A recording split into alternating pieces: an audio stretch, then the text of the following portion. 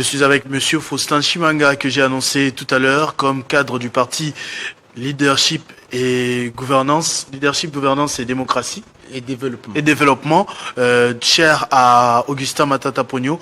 Il se charge de la communication. Il est secrétaire national en charge de la communication au sein de ce parti, qui est membre de la coalition 64, une coalition formée de quelques leaders de l'opposition non armés qui veulent défendre la constitution actuelle. À un moment, il y a eu du bruit. Il y a eu des actions, on ne peut pas le nier. Mais depuis un moment, ça semble chanceler. Est-ce que le bateau est en train de tanguer? On va avoir des réponses avec lui dans ce Kinshasa Direct. Bonsoir et bienvenue. Merci beaucoup pour votre invitation. Nous sommes le 13 août, c'est-à-dire ce samedi, ce sera le 15 août. Dernière fois, vous avez donné cet ultimatum que si le 15 août, il n'y avait pas de dialogue convoqué, vous allez prendre vos responsabilités en main. Vous n'irez nulle part, plus de Bujumbura, plus de Congo-Brazzaville. Mais on est le 13 et on ne sent pas l'opposition.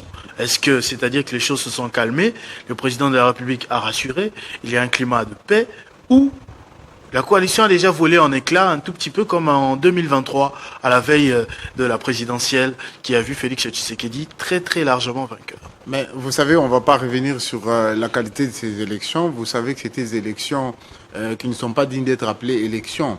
Et on est à 2 jours, disons 2 jours de l'échéance du 15 août. Comme on l'a annoncé, la C64, la coalition article 64, a fait preuve de bonne foi.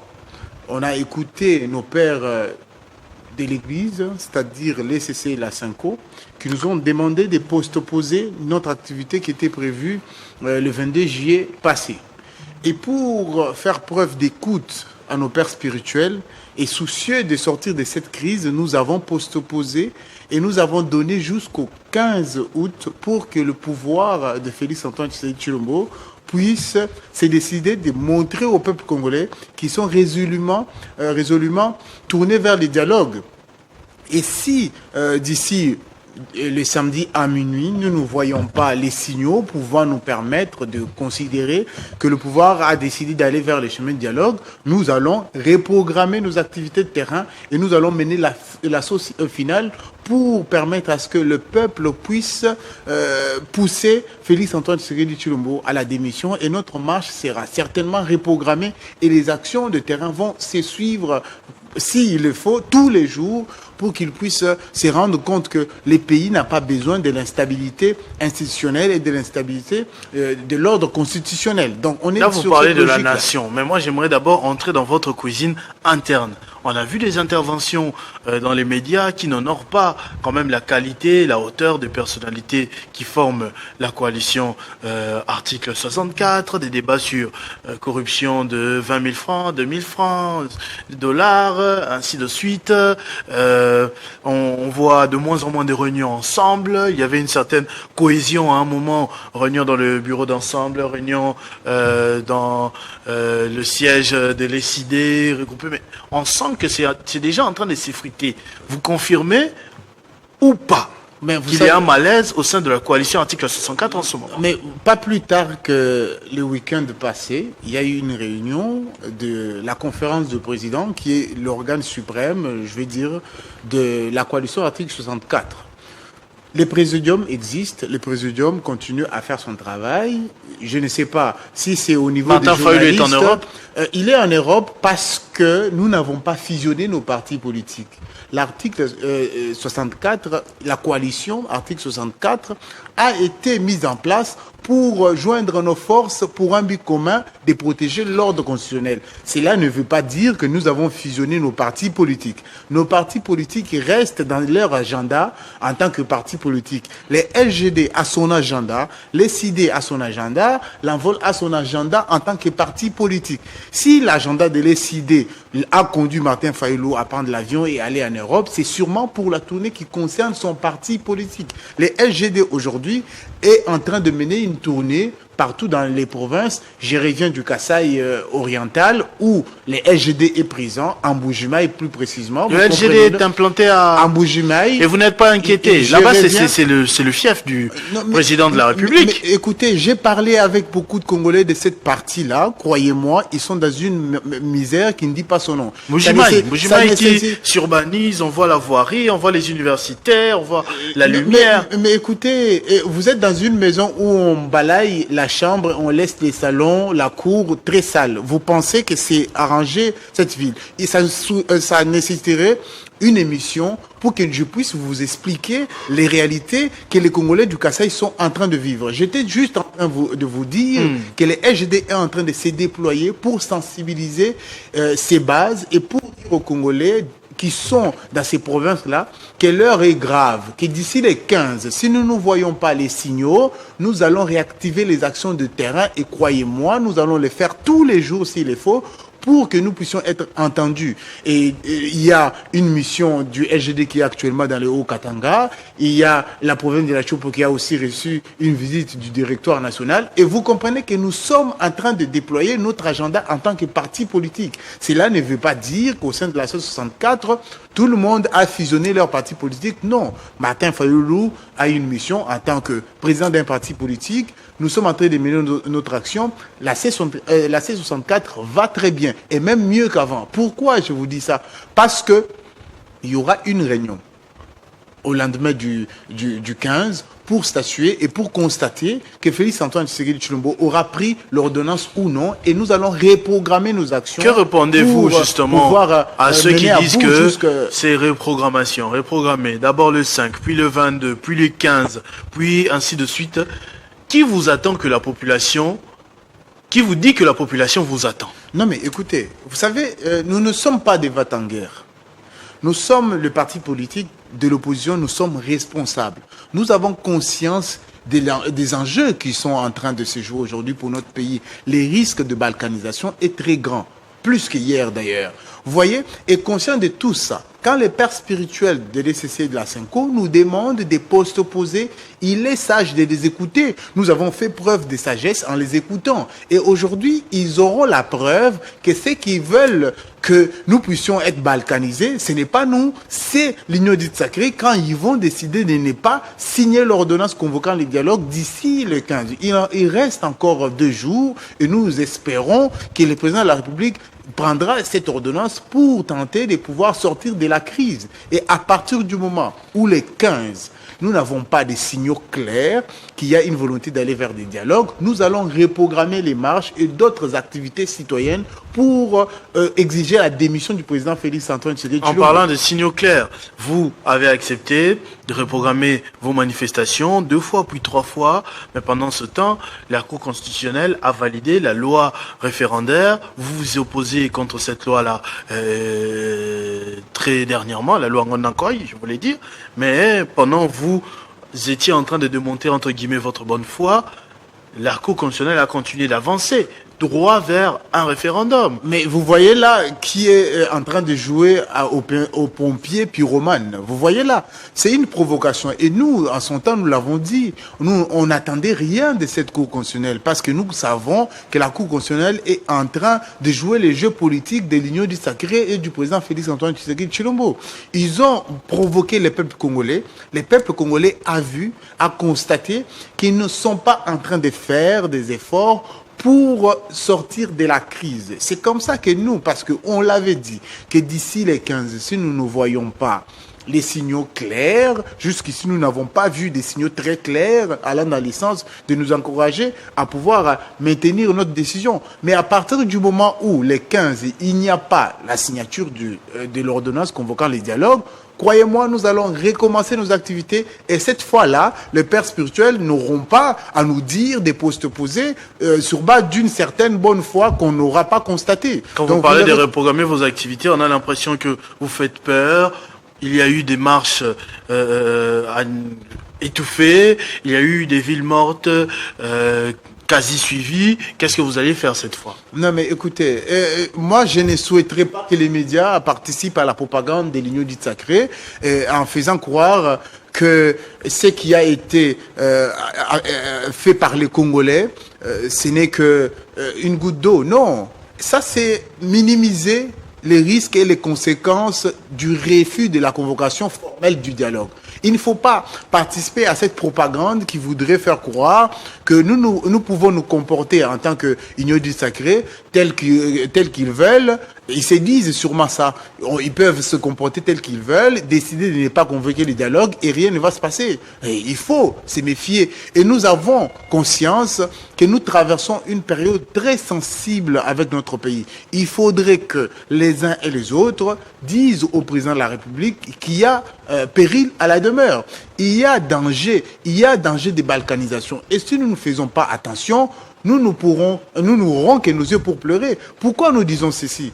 Parce que nous savons pertinemment que si nous ne faisons pas d'efforts de pouvoir sortir de la crise aussi rapidement, nous allons nous mettre dans une boucle qui ne sera pas peut-être réparable. Donc il faudrait faire attention, raison garder. C'est dire, d'ici les 15, nous demandons au président de la République de pouvoir signer l'ordonnance convoquant formellement les dialogues afin que nous puissions sortir de la crise. Les dialogues aujourd'hui, un élément qui s'impose à nous. C'est un cadre qui pourra permettre à ce que nous puissions examiner les causes profondes de la crise, notamment celle des dialogue pour pouvoir sortir de celle-ci. Et si ce dialogue est convoqué et que ce format ne vous convient pas? Je m'explique. Délice Sanga, Martin Fayoulou ont bien leur liberté de mouvement ici à Kinshasa, mais Matata Ponyo est aujourd'hui un, entre guillemets, fugitif en exil. Et qu'on dise qu'il n'a pas le droit de revenir pour participer à ce dialogue, on va déléguer Faustin Chimanga, Franklin Tchamala et les autres cadres du parti. Est-ce que vous allez quand même suivre ce schéma-là ou vous allez contester comme sauvant la RDC, le PPRD et les restes? Mais vous savez, nous faisons le dialogue pour décrisper. Nous faisons le dialogue pour sortir de la crise et faire sortir notre pays de la crise. Le risque est très grand. Et vous le savez que Matata Ponyo a été poussé en exil par une décision politique, pas judiciaire, mais plutôt politique. Pour nous, nous ne considérons pas que Matata Ponyo a une condamnation. À partir du moment où la décision de justice a été prise dans l'illégalité, nous ne considérons pas que Matata Ponyo est non, vous remettez en question la plus haute cour. Non, mais écoutez... La cour de la loi des lois. Il y a de quoi. Et ensuite, vous défendez la Constitution. Est-ce qu'il n'y a pas un tout petit peu contradiction? Il y a de quoi remettre en cause la cour, parce que sa composition déjà a violé les lois de la République. Donc, la Cour constitutionnelle n'est pas à l'abri de la violation de la Constitution. Nous l'avons dit, qu'il a plusieurs fois violé la Constitution. Notre Constitution est claire, qu'un Premier ministre doit être jugé en fonction. Matata Ponyo, pendant qu'il a été jugé, il n'était plus en fonction. La Cour constitutionnelle a violé les lois en prenant un RP 002 pendant qu'il avait déjà, dans le même dossier, mis sur la place publique le RP 001. Vous comprenez? Donc, la Cour constitutionnelle a violé plusieurs fois les lois et ça n'étonnerait personne que nous puissions remettre en cause la légitimité de leurs décisions. Donc, vous comprenez ceci, que nous devons décrisper, permettre aux Congolais qui sont à l'extérieur de revenir et participer au dialogue. À partir du moment où nous voyons les signaux dans ces sens-là, nous allons considérer qu'il y a une bonne foi pour permettre à ce que les dialogues s'effacent. Et si on cherche à pouvoir nous donner des formes de dialogue qui répondraient à des exigences des changements de la Constitution, croyez-moi, notre parti politique et la C64, nous lèverons les options en temps voulu pour constater les efforts des uns et des autres dans le sens de pouvoir apaiser les esprits. Est-ce que vous êtes assez solide pour résister au débauchage? Parce que ça existe dans le monde politique congolais. Ce ne sera pas la première fois qu'on se retrouve avec deux partis, LGD, LGDA, AFDC, AFBC, ainsi de suite. Vous savez comment ça se passe? Mais vous savez, le LGD, je peux que parler de notre maison. Le LGD est solide. Le LGD est fondé sur des valeurs. Le LGD, c'est leadership et gouvernance pour le développement. Nous sommes attachés aux valeurs. Et ces valeurs nous guident. Et à partir du moment où les valeurs guident le LGD, nous savons aussi que la liberté d'association est donnée pour tout le monde. Et si il y a les uns et les autres qui ne se reconnaissent plus dans les valeurs du LGD, Et je crois que nous n'allons pas contraindre une personne ou quiconque à rester au LGD. Mais à partir du moment où nous, qui sommes convaincus et très convaincus même, nous allons porter la voix du LGD et le LGD va résister à tous les vents. Nous avons résisté à beaucoup de vents. Le LGD n'a pas vacillé. Le LGD est en train de porter la coalition article 64 pour que nous puissions arriver au but que nous devons obtenir, les maintiens de l'ordre constitutionnel, le respect du délai constitutionnel en termes de présidence. La loi mère est claire.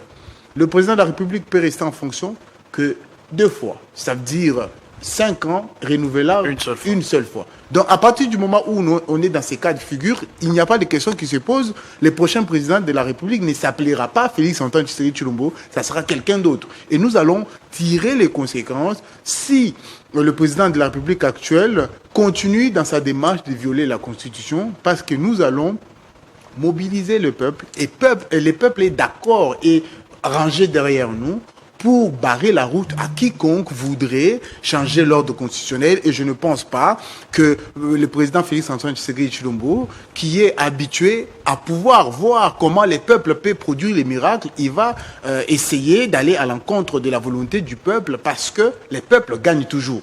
C'est très bien, je vais vous donner la caméra pour lancer un message à la population qui nous suit à 2 jours du 15 et qui se pose peut-être la question sur la situation de C64. Quel message vous aimeriez lancer avant que nous puissions nous séparer? Vous savez, moi j'aimerais dire au peuple congolais qui nous suit ce soir de rester mobilisés.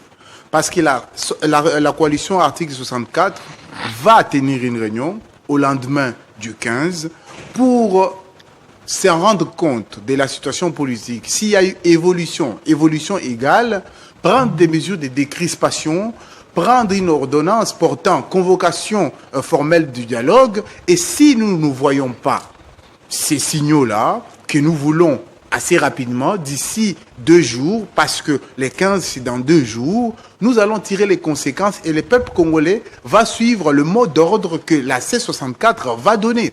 Et ces mots d'ordre va aller dans le sens de reprogrammation de la marche et reprogrammation de plusieurs actions de terrain pour pousser le président Félix Antoine Tshisekedi à la démission, parce qu'il aurait refusé de pouvoir respecter la volonté du peuple. Et nous rappelons que c'est le peuple qui est souverain et la souveraineté du peuple ne peut pas être oubliée, ne peut pas être détournée. Et si le président Félix Antoine Tshisekedi Tshilombo se décide d'aller à l'encontre du peuple, le peuple va tirer les conséquences et choisir la voie démocratique, légale, pour pouvoir remettre le Congo vers le rail du développement et le rail du respect de la Constitution.